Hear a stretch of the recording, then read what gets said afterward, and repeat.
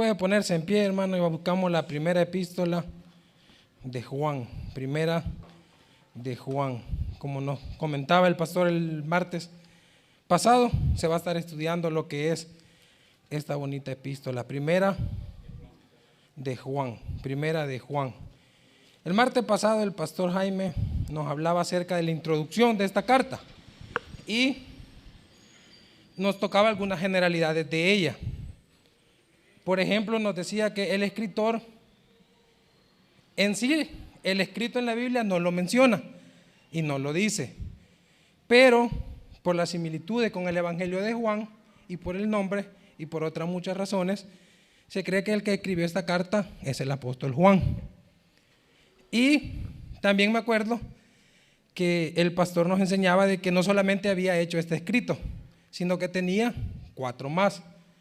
No sé si alguien y nos dejó una tarea, que nos aprendiéramos los 5 escritos del apóstol Juan.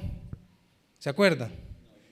No estuvo, es perdonado. No sé si alguien se los aprendió o se los puede, que me los quiera decir. No, no se vale.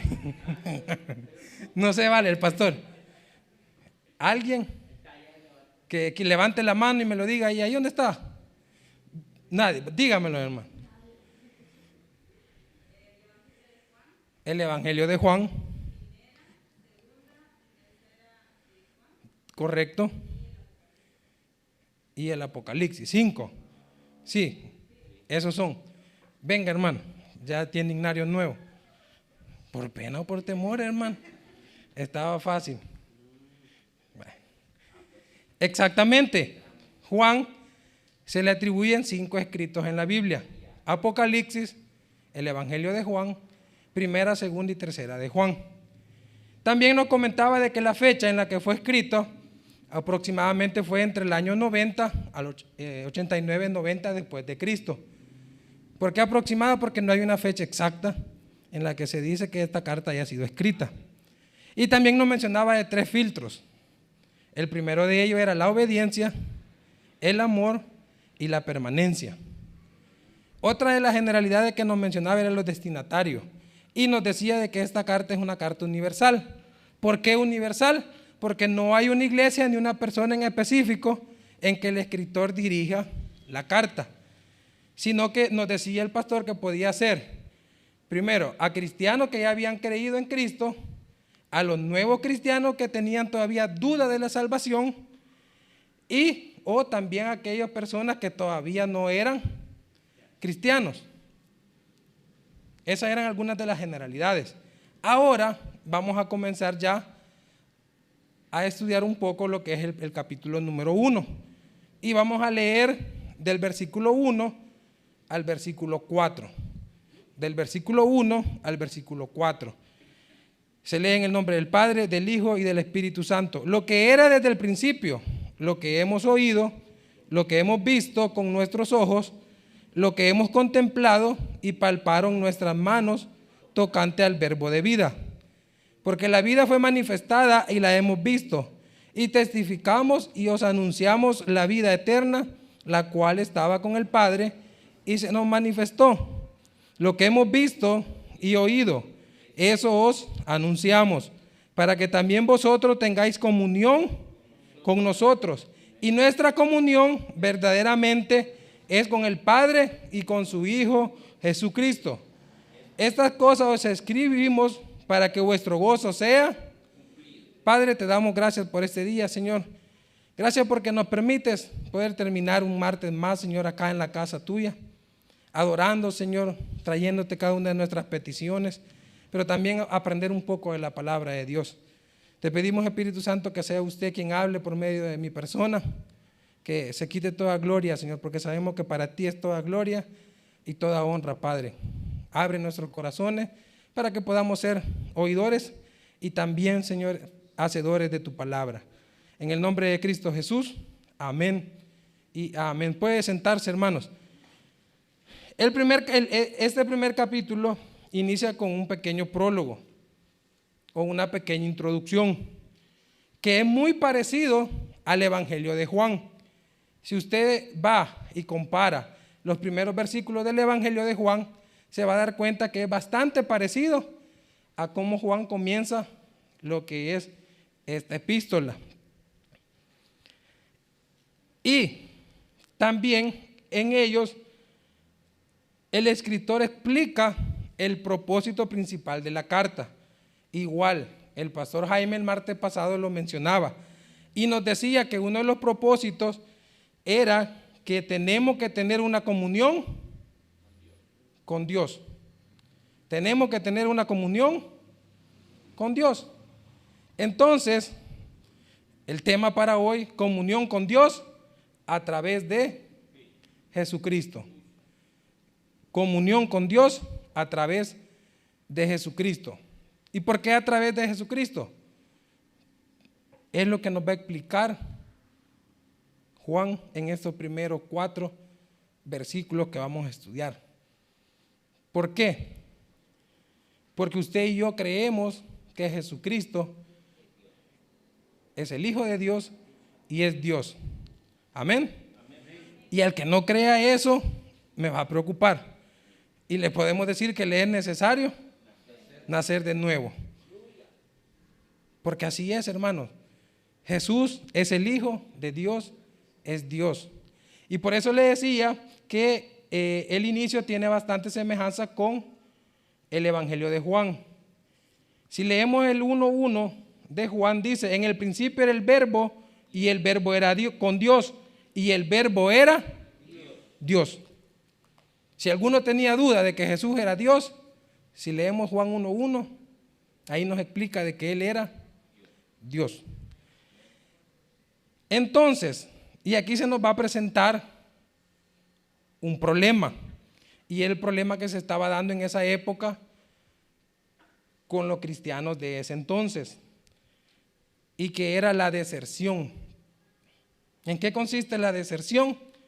Desertar, abandonar, dejar o alejarse. No sé si ustedes han escuchado el término el primer amor, nuestro primer amor. Yo creo que todos, ¿verdad?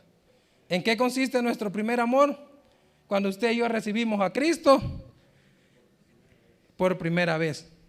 ¿Qué es lo que sucede? Hay un cambio en nosotros. Y ese anhelo por leer la Biblia, por escuchar alabanza, por venir a la iglesia. Comenzamos, yo creo que la mayoría comenzamos viniendo a la iglesia en un día domingo. Y eso fue lo que pasó conmigo. La primera vez que yo fui, bien me recuerdo, fue un 7 de enero del 2007. Todo 7 de enero del 2007. Y fue el culto de las 4 de la tarde, un día domingo. No recibimos a Cristo. Mi hermano también fue la primera vez, sino que fue hasta el segundo domingo que nosotros recibimos a Cristo. Y fue ahí donde se nos dio el arrepentimiento y comenzamos a caminar en este camino de la fe. Pero ¿qué es lo que pasa? Cuando eso sucede, hay un cambio y uno quiere estar todos los días en la iglesia, que se involucra a servir, quiere leer la Biblia toda de un solo si es posible, comienza a escuchar, ¿verdad?, alabanza, y así poco a poco vamos metiéndonos más con Dios. El problema es que llega un momento en el que eso se comienza, no sé por qué, nos comenzamos a enfriar. Y ahí es donde nos dicen, ¿verdad?, es que se acabó nuestro primer amor. Y aquel deseo de querer leer la Biblia, de querer escuchar alabanza, sermones, de estar en la iglesia sirviendo, disminuye. Y llega el punto muchas veces de muchas personas que incluso se apartan de la iglesia. Y eso era lo que estaba pasando en ese entonces en la comunidad de Juan. Habían ya muchas personas que ya se estaban alejando, se estaban apartando. ¿Por qué? Habían 3 posibles razones. La primera de ellas es que esto se está dando como en el año 100 después de Cristo. Ya no eran los mismos cristianos que habían comenzado después del movimiento, después de la resurrección de Cristo. Ya eran cristianos de segunda o tercera generación.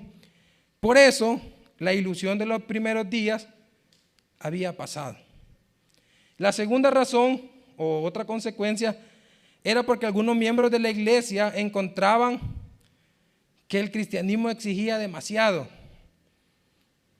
sentían demasiado pesado o fatigoso. Es decir, no querían ser santos en el sentido del Nuevo Testamento. Y usted y yo sabemos qué significa la palabra santos para cada uno de nosotros.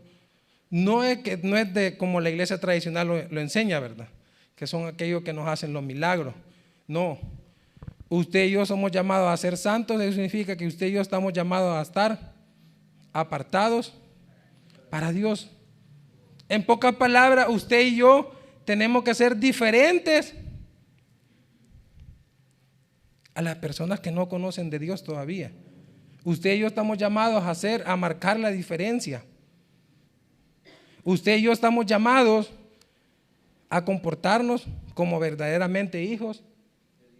Y digámoslo en un término bíblico, usted y yo estamos llamados a dar frutos dignos de arrepentimiento. Y eso lo miraban demasiado pesado. ¿Por qué será? ¿Será porque querían seguir haciendo lo que hacían antes de llegar al cristianismo? Posiblemente sí. Pero el mayor problema se daba en el tercer punto. La iglesia estaba siendo seducida. El problema es la seducción. Y no estaba siendo seducida por personas externas a la iglesia o personas ajenas de la iglesia. No, sino por personas que habían permanecido a la iglesia. El problema no era tanto de persecución, sino que de seducción. Y había llegado el punto de que esta seducción,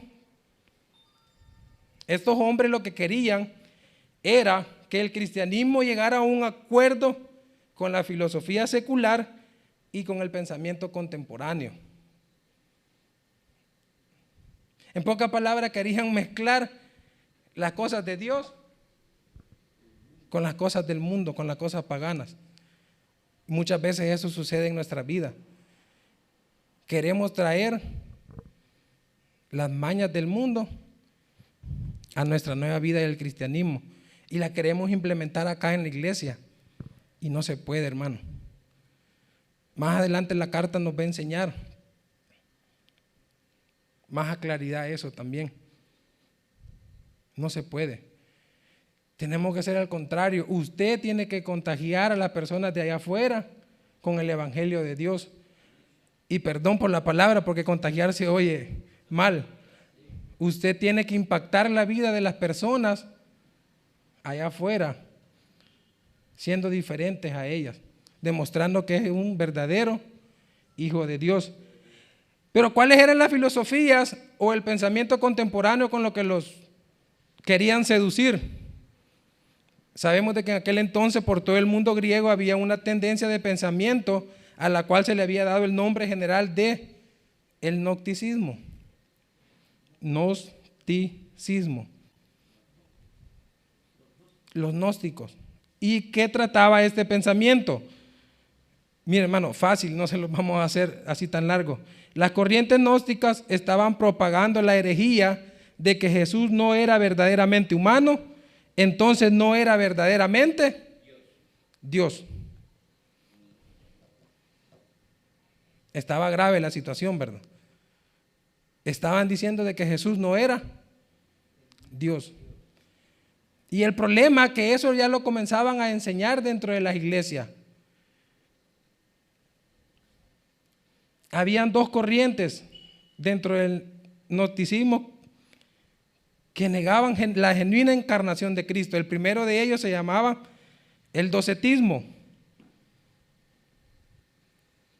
el cual negaba rotundamente la encarnación de Jesucristo. Y la otra corriente era conocida como el cerentianismo, cuyo nombre proviene de su líder Cerinto.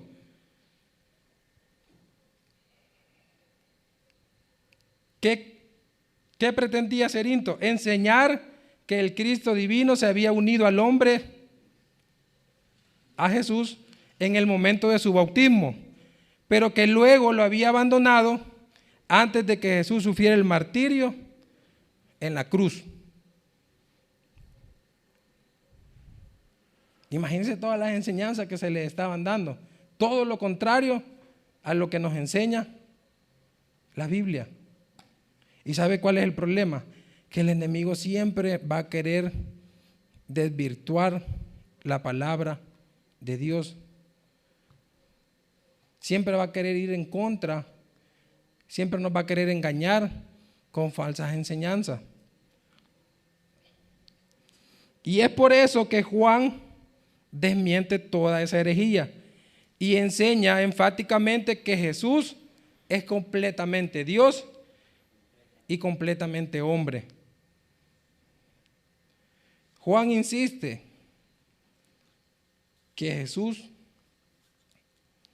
es Dios. Y por eso comienza en el versículo 1 diciendo: lo que era desde el principio, lo que hemos oído, lo que hemos visto con nuestros ojos, lo que hemos contemplado y palparon nuestras manos tocante al verbo de vida.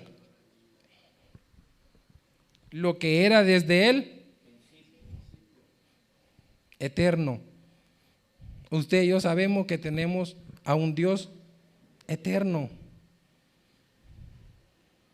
Y por ende Jesús también es eterno. El apóstol Juan y los demás apóstoles proclamaron lo que sus ojos vieron y lo que sus oídos escucharon de Jesús. ¿Por qué? Porque sus enseñanzas proceden de vivencias personales.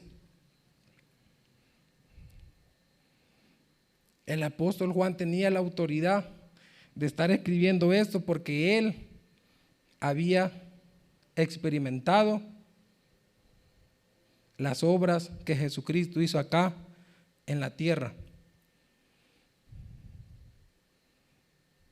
Y había conocido al Mesías cara a cara.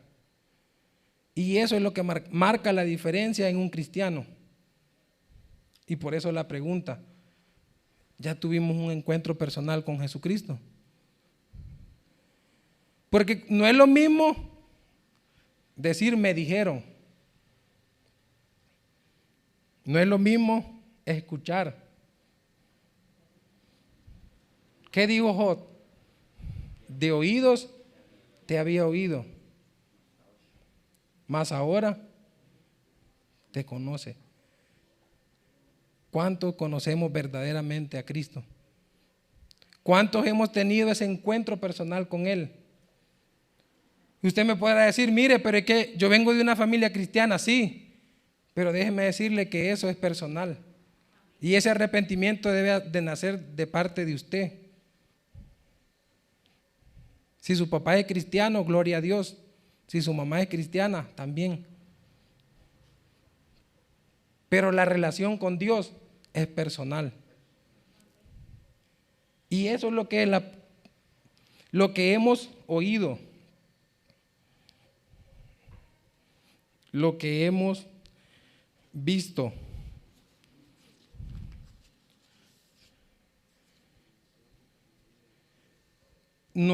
Y miren, y aquí se puede ver que está redundante la expresión, porque dice lo que hemos visto con nuestros ojos.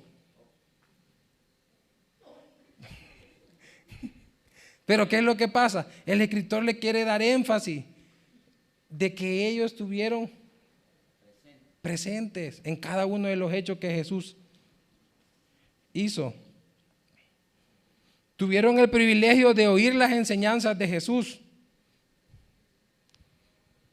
Tuvieron el privilegio de ver los milagros de Jesús. Y vámonos un poquito más allá. Tuvieron el privilegio de palpar con sus manos al Salvador.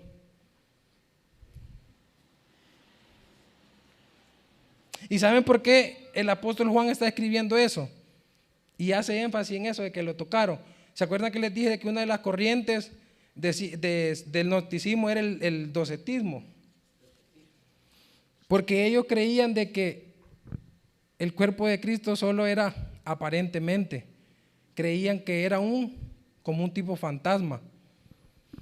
Viene Juan y les dice: y palparon nuestras. ¿Ustedes creen que un fantasma se puede No.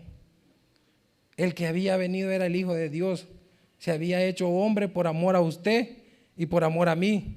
¿Para qué? Para darnos el perdón de nuestros pecados.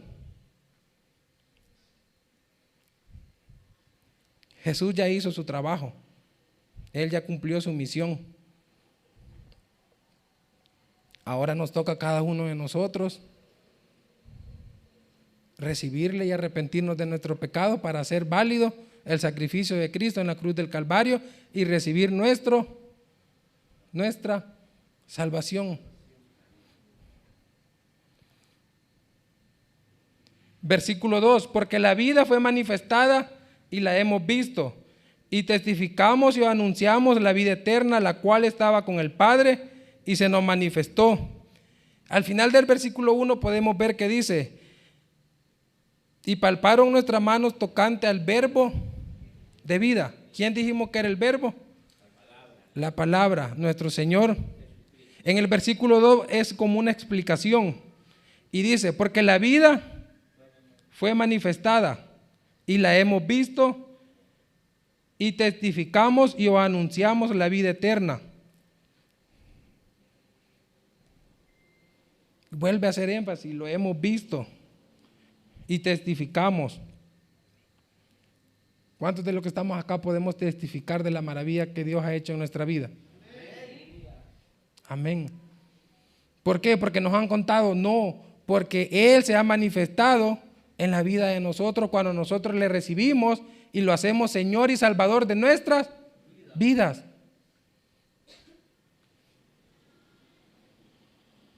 Entonces, ¿cree usted que viene alguien queriéndole enseñar una falsa doctrina? Si usted está bien fundamentado en la fe y ha tenido ese encuentro personal con Jesús y escudriña las Escrituras, no lo van a hacer mover, hermano. Pero ¿cuál es el problema? Primero, quizás no nos hemos arrepentido, no hemos tenido ese encuentro personal con Él. No lo conocemos. Quizás hemos oído. Segundo, muchas veces no leemos, hermano. Y cualquiera que venga a hablarnos herejía, ¿qué le vamos a decir? Amén. ¿Por qué? Porque no sabemos lo que aquí está escrito. No, como dice el hermano, no tenemos fundamento.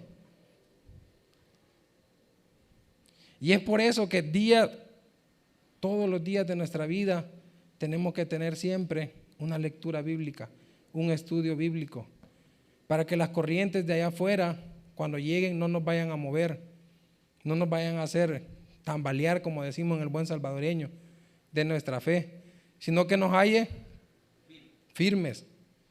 ¿En quién? En Cristo Jesús. Versículo 3, lo que hemos visto y oído, eso os anunciamos, para que también vosotros tengáis comunión con nosotros, y nuestra comunión verdaderamente es con el Padre y con su Hijo. Y vuelve a recalcar Juan, lo que hemos visto y oído. Pero aquí viene algo interesante, es la palabra que continúa, eso os anunciamos. Si usted y yo ya recibimos a Cristo y hemos obtenido ese regalo maravilloso de la salvación, ¿qué es lo que tenemos que hacer? Anunciarlo. ¿A quiénes? A todos aquellos que todavía no conocen de Dios. Y me voy a adelantar porque mire el 4, estas cosas os escribimos para que vuestro gozo sea cumplido.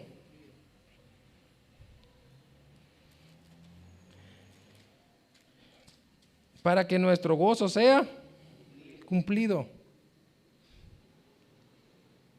Usted y yo tenemos la obligación de lo que hemos visto y de lo que hemos oído, irlo a proclamar allá afuera con las personas que todavía no conocen de Dios. Porque ustedes son los testigos de que tenemos un Dios que vivo, de que tenemos un Dios que vino a la tierra, murió por usted y por mí, resucitó al tercer día, ascendió y está a la diestra de Dios Padre intercediendo por usted y por mí. Y que gracias a ese sacrificio tenemos el perdón de nuestros pecados. Dice la Biblia que nosotros somos luz, ¿o no? Amén. No esconda lo que Dios le ha regalado a usted, hermano. Compartámoslos. Allá afuera hay mucha gente que está siendo engañada por el enemigo con falsas doctrinas. Allá afuera hay gente que cree, y usted lo va a decir que es locura, que Jesucristo no es Dios. Allá afuera hay gente que incluso cree que Dios no existe. ¿Y qué estamos haciendo usted y yo que creemos y tenemos esa convicción de que Dios sí existe y que nuestro Señor Jesucristo es Dios y que vino a morir por nosotros? Muchas veces estamos cómodos en la silla y la gente se está muriendo allá afuera sin Cristo. Pero ese no es el problema. El problema es qué es lo que vamos a hacer de ahora en adelante. ¿Nos vamos a quedar siempre en la comodidad? ¿O vamos a salir a anunciar lo que hemos visto, lo que hemos oído, lo que hemos palpado? Quizás hoy en día no podemos tocar físicamente a Jesús, pero sí lo podemos sentir. Y mora en nuestros, porque dice la Biblia que cuando nosotros recibimos a Cristo nos volvemos templo y morada del Espíritu Santo. Y ustedes me podrán decir, pero yo no escucho a Dios así como lo escuchó Juan. Puede tener razón, pero siempre Jesús nos habla a través de su palabra. Los milagros. Después de la predicación, si hay testimonio, vamos a escuchar testimonios de la maravilla que Dios hace. Si no, el viernes también escuchamos de las maravillas que Dios hace. Así que usted y yo hemos escuchado la palabra de Dios, hemos visto los milagros que Dios hace hoy en día también, y tenemos la presencia de Él a través del Espíritu Santo en nuestros corazones. Propongámonos a ir a predicar la palabra de Dios, a anunciar las buenas nuevas de salvación a toda aquella gente que no conoce de Dios o que está siendo engañada por los falsos maestros, por las falsas doctrinas que allá afuera se andan predicando. Mientras nosotros que tenemos la verdad, que es este libro, no lo queremos compartir, hermano. Vayamos y anunciemos, prediquemos de las maravillas que Dios ha hecho en nuestra vida. Para ir finalizando, estas cosas os escribimos para que vuestro gozo sea cumplido. El gozo, la alegría de nuestro corazón simplemente se va a dar cuando usted y yo tengamos un encuentro personal con Cristo, tengamos una relación íntima con Él y tengamos una comunión con nuestro Padre a través de su Hijo Jesucristo, quien vino y murió por nuestros pecados en la cruz del Calvario. Vamos a orar, hermanos.